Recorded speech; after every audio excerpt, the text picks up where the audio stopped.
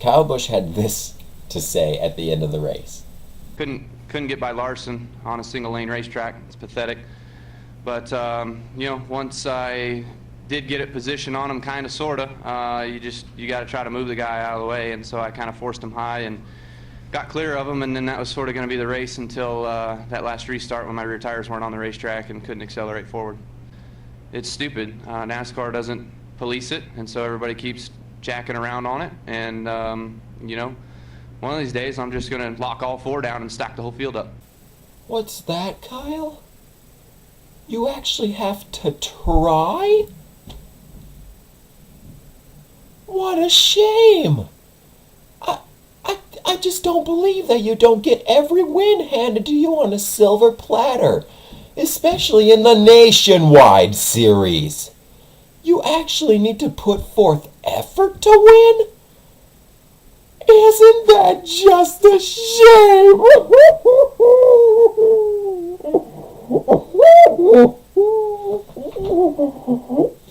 Poor baby.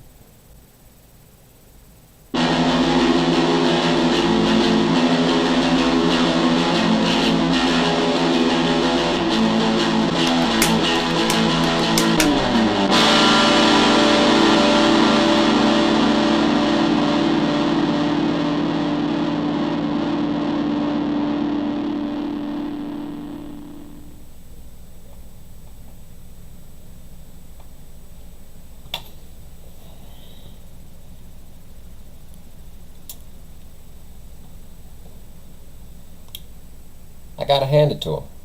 This new Bristol is way better than the previous new Bristol. It's never going to be the same as old Bristol, but this is definitely better than the first new Bristol. Multiple lanes sucked. And now people are fighting for the top lane. I mean, it's not the same as before, but it's way more entertaining than what it was. So, good job. You kind of inverted Bristol now. That's not bad. It's good, entertaining racing now. So let's just run through the weekend.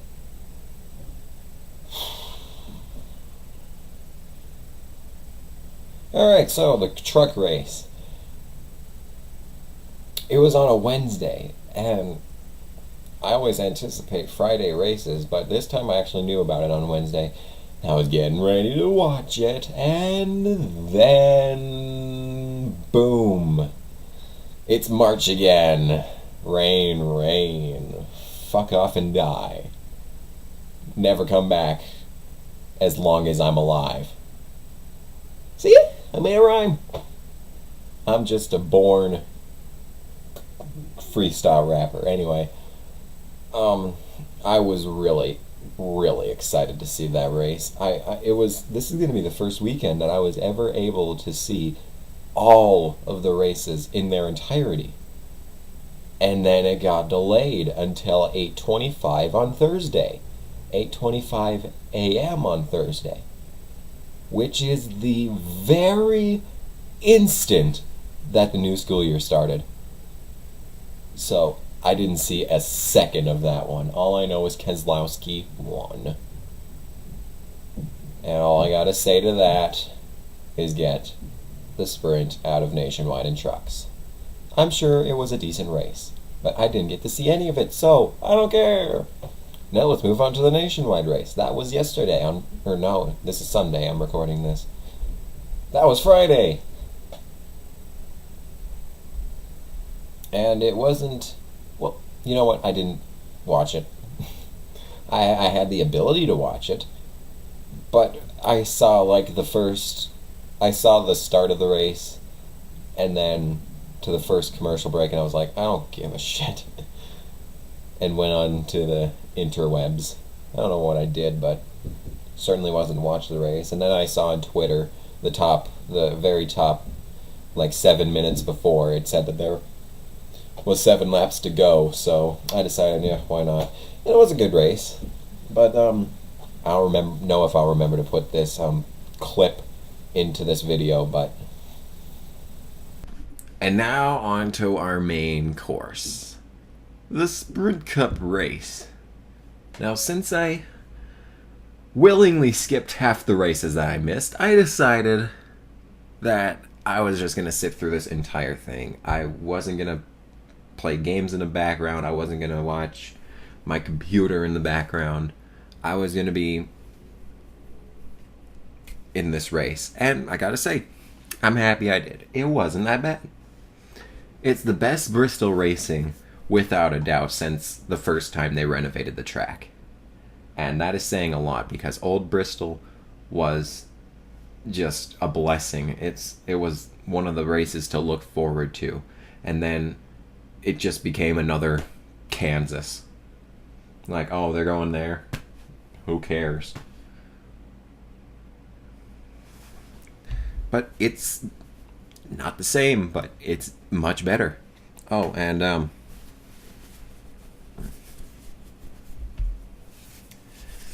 got this. Would have worn it, but I have to work. So, in an hour. So, where was I?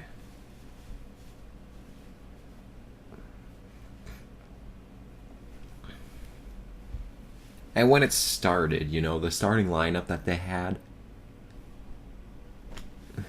it looked like it was just going to be I was like, that's part of the reason that I skipped the nationwide race. I mean, apart from the fact that you need to get the sprint out of the nationwide, when I saw the qualifying positions for the start of this race, I was like, oh, great. It's going to be another Michigan, another California. California. Did I just say California? But I decided to keep watching, and I'm glad I did. It was a good race. This is like part of my favorite part about racing is when you get split pit schedules, and you get a couple of drivers that came in, and then there's a caution, and then those couple of drivers, they don't have to go back into the pit stop. They're right up at the front. And then the best part is when they keep that position. They stick it. They stick it to the man. That is my favorite part. You see all these drivers that you never freaking see. And it proves to you that they can lead the race so long as they can keep up with the field. And especially at a place like Bristol, like, oh man, what year was that? 2008, 2009.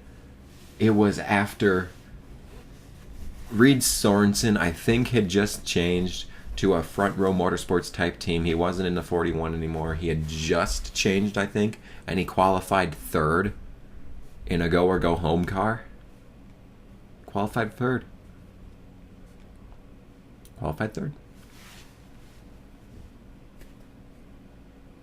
When cars are on even ground, then the drivers that can wheel them will be up at the front.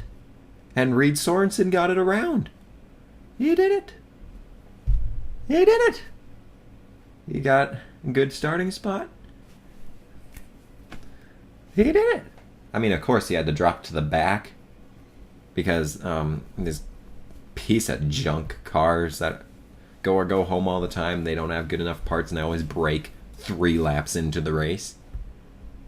So he didn't expect to finish the race, so we went to the back. And then, like, 200 laps later, he was involved in an accident. I was like, oh, fucking goddamn. Poor Reed Sorensen. What a good race. And then was it just last year, or even earlier this year, where Josh Wise, I think, was about to be put a lap down, but he was able to keep it in front of, first place. And he didn't go a lap down for like 30 more laps. See? You get the cars on an even ground like this. They don't even go upwards of 200 at Bristol. They don't even go 150. They're lucky if they push 130 at Bristol.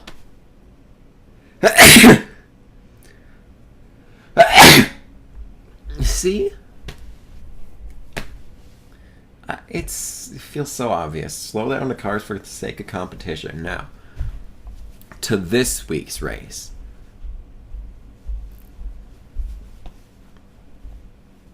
Of course, like always, I was pushing for Kyle Larson, and I don't know what the point situation is now, but Kane finished the race a lap down, in actually several laps down, because he had to go get something repaired. So he was like in the 30s.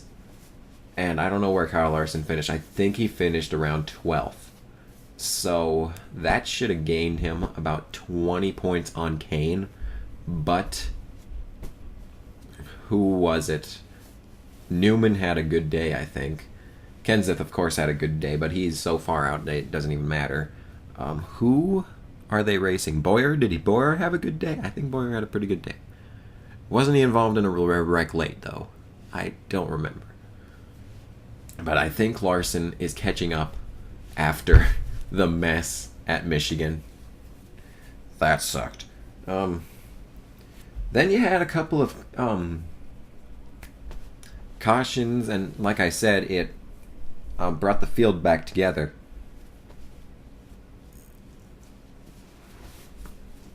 Some of the field had gotten pit stops early, and the others hadn't even gone in yet. So several times, the cars that had gone early, they were up at the front, and sometimes they even kept it at the front. And one of those drivers would be Jamie McMurray. Now, I was pulling for Larson the entire time, and I knew that Martin Truex Jr. wasn't going to have a good day no matter what he tried, because that's just his year so far. So I was pulling for Truex, but I didn't expect him to do anything. But Larson, I know he has a good car, and I know he's got a good talent, so I was pulling for Larson the whole time. But when it started getting late, and I was thinking, okay, better make a change here, that's when I started pulling for McMurray. And then shit happened, and it looked like it was going to be a good race at the end, you know. I mean, the whole time, it was a great race the whole time. I'm not going to deny that. Early, Kyle Busch gets some damage, and he's laps down the whole event. That was good. Early, Busch and Johnson get speeding penalties. Johnson gets 2 speeding penalties. And Larson had even started pushing his way to the front. It looked like it was going to be a great day all around. Oh. But then, there was just a whole bunch of cautions and a whole bunch of unfortunate events that just made it turn out like it does every single week.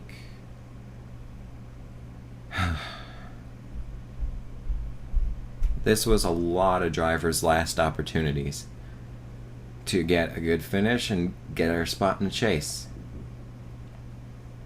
And now, what's next? Let's just take a look at the schedule. Let's see where we're looking ahead to. We're going to Atlanta next. Speeds upward of 200. Gonna be just like every other race. What's after that? There's a race after that, and then there's Richmond. And oh god, Richmond's gonna be a mess. But what's after that? Oh shit. Okay, so there's no races in between that. So we got Atlanta. It's gonna be another goddamn dominant car free-for-all. Whoever gets the best car, not even whoever gets the best car. It's gonna be Gordon, Johnson, Harvick, Busch maybe. But I doubt it. So yeah, that's a dead race right there. Dead on arrival. And then Richmond, where, like I said, it's going to be ugly. It's going to be a whole lot of Boyer type stuff. Like, right now, let's take a look at those points.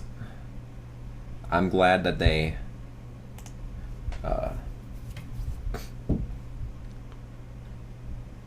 how's it go? That now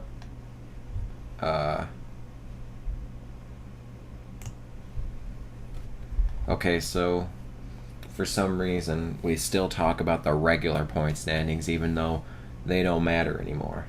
But like 14 or so points, so he's gonna need 2 good days, and I don't know about that, but Kane is out by a lot of points, so unless Kane can make it up at Atlanta, which I doubt because it's going to be a dominant car day, then I don't think there will be a Hendrick spin out at Richmond like Boyer spin out to get Kane in. But it's going to be like that again. Like, It's going to happen.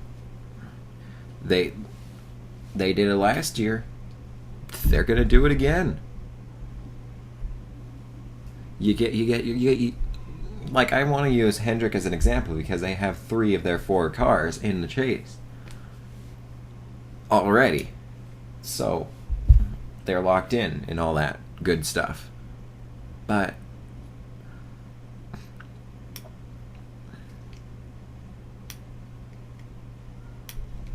so if, like, Johnson's leading the race and Kane's in second and Larson gets out, so he's out of contention, and Kane, if he gets the win, he'll get in. So would Johnson slow down and let Kane go by? Absolutely. Get that team order so that they can get all of Hendrick into the chase. I mean, Kane won't do anything if he's in the chase. He's not had a good season. His car is not dominant enough to do anything. I doubt if he'd make it into the top 5 at the end.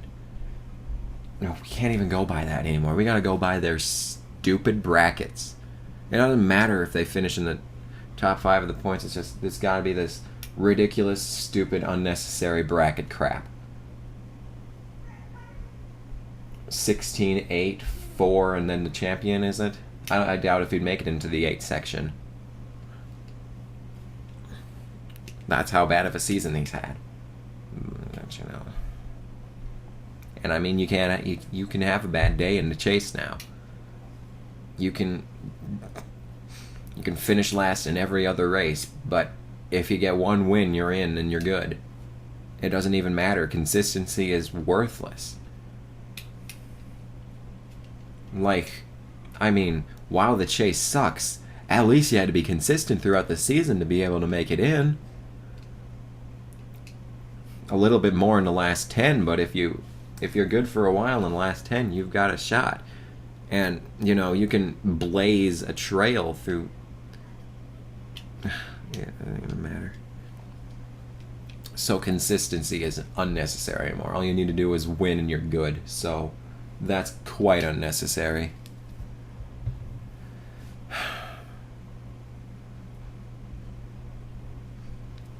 So, in conclusion, I guess, this was a good race until the end. Excellent race, actually. It's one of the better ones that I've seen this season. They had good racing. It had competition for once. Anything could have happened, but then it just conformed to the rest of the races at the end, which just blows it for me. Like, you could have a Daytona caliber race, and if it ends expectingly, then the entire thing is ruined. Because the only lap of any race that matters is the last one. And unfortunately, this last lap was just like every other one, and it looked like it was going to be so great. Jeff Gordon was a lap down at the end of this race. A lap down.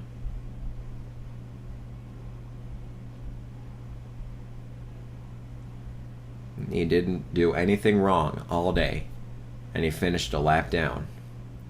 That is how unique this race was. McMurray was up at the front. Jeff Burton, interim driver for Tony Stewart. Last week, just like last week, Tony was on the entry list. Just like last week, Tony did not race. And Jeff Burton just climbs into the car and gets it up in third for a while. Sure, it didn't end that way, but he was up there. And of course, every lap but the last lap is useless. But still, he was up there for a while. Truex was up in the top 10 for a while. Justin Allgaier was in 11th for a very long time.